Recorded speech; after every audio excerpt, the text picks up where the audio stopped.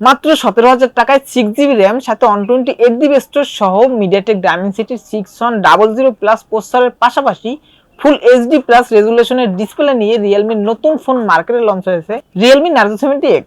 এই ফোনটির gaming performance কিন্তু খুবই দুর্দান্ত পেয়েছি আমরা, সাথে ক্যামেরা অন্যান্য দিকগুলো কেমন পেয়েছি A to Z ডিটেলস আলোচনা করব আজকের ভিডিওতে। সো আপনাদের সকলের কাছে অনুরোধ থাকবো এই ভিডিওটি সম্পূর্ণ দেখে তারপর সিদ্ধান্ত নেবেন এই ফোনটি আপনার জন্য কেনা বেস্ট হবে কি হবে না।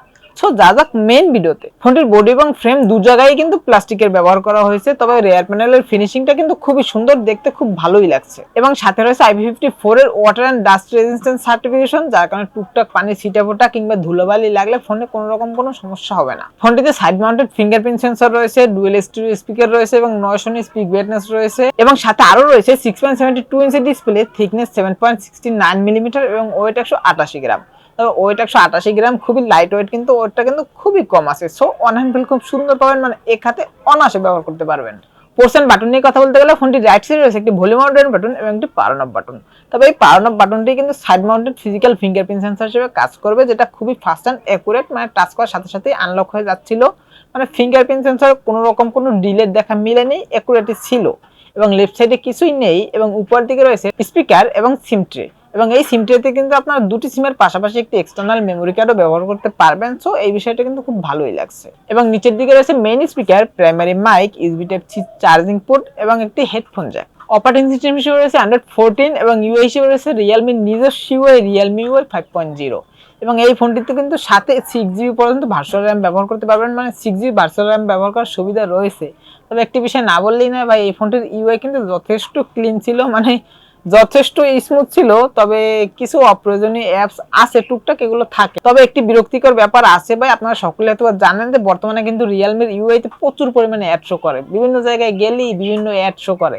এটা আমার কাছে বিরক্ত লাগছে। তবে মানে স্মুথ আছে, তবে অ্যাডটা যদি শো না করতো তাহলে আরো ভালো হতো। তবে আপনার সেটিং দিয়ে চাইলে কিছু কমিয়ে আনতে পারবেন অ্যাডের পরিমাণটা, এবং অপ্রয়োজনীয় যে অ্যাপস গুলো আছে এগুলো আপনার চাইলে আনইনস্টল করে দিতে পারবেন। সো এগুলো আনইনস্টল করে দেয়াই বেটার। ডিসপ্লে সেকশনে রয়েছে 6.72 ইঞ্চির একটি আইপিএস এলসিডি প্যানেলের ডিসপ্লে, সাথে রয়েছে 120 হার্জ রিফ্রেশ রেট। এবং ডিসপ্লের রেজোলিউশন হিসেবে রয়েছে 2400x1080 পিক্সেল, এবং পিক্সেল ডেনসিটি হিসেবে রয়েছে কিন্তু 392 পিপিআই, এবং পিক ব্রাইটনেস হিসেবে রয়েছে 950 নিটস পিক ব্রাইটনেস।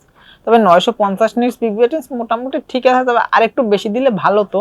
মানে লো ব্রাইটনেসের জন্য তো ঘাটতি ইনডোরে তো নাই, তবে আউটডোর শ্যাডোয়ে মোটামুটি ঠিকঠাক আছে। তবে ডিরেক্ট সানলাইটের নিচে গেলে, মানে একদম দুপুরবেলা যদি ডিরেক্ট সানলাইটের নিচে যান, সেক্ষেত্রে একটু ব্রাইটনেসের ঘাটতি মিলছিল, তবে এটা মেনে নেওয়াই যায়। এবং চিন বেজেল নিয়ে কথা বলতে গেলে চিন বেজেল কিন্তু অনেকটাই ন্যারো করেছে, তবে চিনটা আমার কাছে মনে হচ্ছে একটু বেশি মোটা, আরেকটু ন্যারো করলে আরো ভালো হতো। তবে বাজেট সেন্ট্রিক ফোন হিসেবে ঠিকঠাকই আছে, মানে বাজেট হিসেবে ঠিকঠাকই আছে।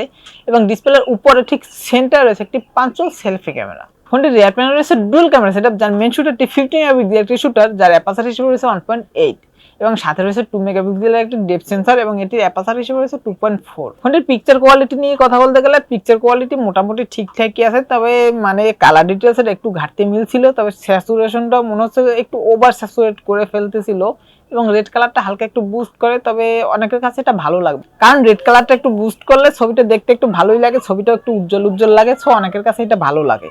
এবং ফ্রন্টে রয়েছে 8 মেগাপিক্সেলের একটি সেলফি ক্যামেরা, এবং এই ফোনটির রিয়ার ক্যামেরা মানে মেইন ক্যামেরা দিয়ে সর্বোচ্চ ভিডিও রেকর্ড করতে পারবেন 1080p 30 fps এ। তবে একটি কথা কিন্তু আমি বারবার বলি, যেহেতু এই ফোনটিতে ভয়েস সাপোর্ট নেই, সব ভিডিও করার সময় একটু সাবধানে ভিডিও করবেন, কারণ ভয়েস সাপোর্ট না থাকলে আপনারা তো জানেনই হয়তো বা, যে হাত নাড়াচাড়া করলে শেখি শেখি ভাব চলে আসে, ভিডিওর কোয়ালিটিটা নষ্ট হয়ে যায়। সো যতটা সম্ভব স্টেবল ভাবে ভিডিও শুট করার চেষ্টা করবেন, আর স্টেবল ভাবে যদি ভিডিও শুট করতে পারেন তাহলে মোটামুটি ভালো একটি রেজাল্ট পাবেন। এবং এটিতে ক্যামেরা টু এপিআই রয়েছে, যার কারণে আপনারা চাইলে ইন ফিউচারে জিক্যাম মানে ম্যানুয়াল ক্যামেরা ইউজ করতে পারবেন। ব্যাটারি সেকশনে রয়েছে 5500 mAh একটি বড় ব্যাটারি, এবং এটিকে চার্জ করার জন্য রয়েছে 45 ওয়াটের একটি ফাস্ট চার্জার। তবে এই চার্জারটি দিয়ে এই ব্যাটারিটিকে ফুল চার্জ করতে 45 থেকে 50 মিনিটের মতো সময় লাগবে, মানে ধরা যায় যে 50 মিনিটের ভিতরে ফুল চার্জ করে ফেলতে পারবেন। এবং এই ব্যাটারিটিকে ফুল চার্জ করে যদি নর্মাল ইউজ করেন, সেক্ষেত্রে 1.5 দিনের একটু বেশি ব্যাকআপ অনায়াসে পেয়ে যাবেন। এবং যদি হেভি ইউজ করেন, মানে একটানা গেম প্লে করেন অথবা একটানা মুভি দেখেন, সেক্ষেত্রে আপনারা 8 ঘন্টা কি 7.5 ঘন্টার মতো ব্যাকআপ অনায়াসে পেয়ে যাবেন। প্রসেসর হিসেবে রয়েছে মিডিয়াটেক ডায়মেনসিটির 6100+ প্রসেসরটি। এটি একটি অক্টাকোর প্রসেসর, এবং এটি কিন্তু একটি 5G প্রসেসর, এবং এই প্রসেসরটি কিন্তু 6 ন্যানোমিটার আর্কিটেকচারে বিল্ড করা।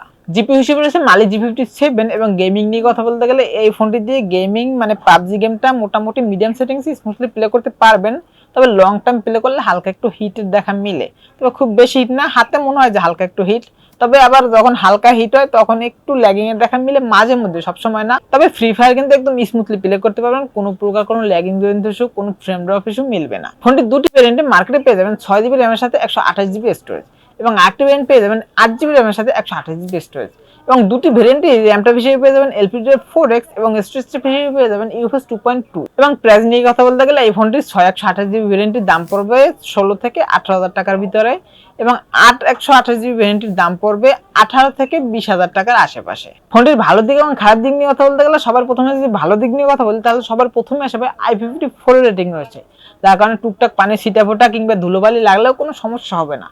এবং সুন্দর ক্যামেরা পাচ্ছেন, মানে ফটো কোয়ালিটিও মোটামুটি ভালো পাচ্ছেন এই বাজেটে, যা টুকটাক মেনে নেওয়ার মতো। এবং ডুয়েল স্পিকার থাকার কারণে কিন্তু সাউন্ড কোয়ালিটি খুব সুন্দরই পাবেন, এবং চার্জ ব্যাকআপও দুর্দান্ত লেভেলের পাচ্ছেন, এবং ইউআইও খুব স্মুথ পাচ্ছেন। এবং খারাপ দিক নিয়ে কথা বলতে গেলে সবার প্রথমে আসে ভাই এই ফোনটির রিয়ার ক্যামেরা। মানে এই ফোনটির রিয়ার ক্যামেরাটা কিন্তু সার্কুলার শেপের একটি ক্যামেরা, তবে সার্কুলার শেপের ক্যামেরার কিন্তু অনেক বড় একটি সমস্যা আছে, সেটা হলো ভাই এই ফোনটির রিয়ার ক্যামেরায় কিন্তু দেখবেন, মানে শুধু এই ফোন না, মানে যে কোনো ফোনের সার্কুলার ক্যামেরা থাকলে দেখবেন বড় একটি গ্লাস থাকে, এবং হাত থেকে ফোনটা যদি রাখেন উল্টা করে, সেক্ষেত্রে গ্লাসে দাগ পড়ে যাওয়ার খুব একটা সম্ভাবনা থাকে। এবং ব্রাইটনেসের একটু ঘাটতি আছে, এবং আলট্রা শুটারটি নেই, অবশ্যই একটি আলট্রা শুটার দেওয়া উচিত ছিল।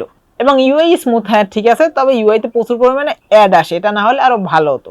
এবং আরেকটি মজার বিষয়, মানে মজার বিষয় বলবো না দুঃখের বিষয় বলবো বুঝতেছি না, মানে এই ফোনটির সাথে যে চার্জারটি দিয়েছে এই চার্জার দিয়ে এই ফোনটিকে চার্জ করতে হবে, মানে আদার্স কোনো চার্জার দিয়ে চার্জ করতে গেলে অনেকটা সময় লেগে যায়।